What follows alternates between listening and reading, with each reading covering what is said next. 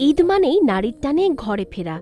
রাজধানী ঢাকা ছাড়ছে লাখো মানুষ। শুরু হয়েছে দীর্ঘ দূরপাল্লার ব্যস্ত যাত্রা।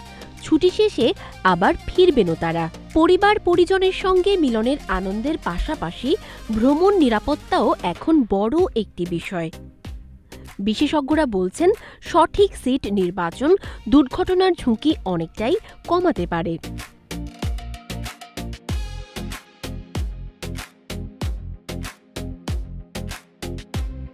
বাস যাত্রায় নিরাপত্তার ক্ষেত্রে মধ্যম সারির আইল সিটকে সবচেয়ে নিরাপদ ধরা হয়। এই সিটটি সামনে ও পেছনের ধাক্কা থেকে তুলনামূলক দূরে থাকে এবং জরুরি পরিস্থিতিতে দ্রুত বের হওয়াও সহজ হয়।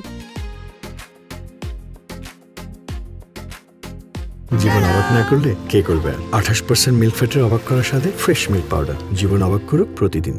জানালার সিট পাশের আঘাত থেকে কিছুটা সুরক্ষা দিলেও দুর্ঘটনার ধরন অনুযায়ী ঝুঁকি থাকতে পারে। তাই বিশেষজ্ঞদের মতে মধ্যম সারির বাম পাশের আইল সিট সবচেয়ে নিরাপদ বিকল্প। অন্যদিকে প্রাইভেট কারে ভ্রমণের ক্ষেত্রে সবচেয়ে নিরাপদ সিট হল পিছনের মাঝখানের সিট। গবেষণায় দেখা গেছে এই স্থানে বসা যাত্রীদের গুরুতর আঘাত পাওয়ার ঝুঁকি কম, কারণ এটি গাড়ির সামনের, পাশের এবং দরজার সরাসরি আঘাত থেকে দূরে থাকে।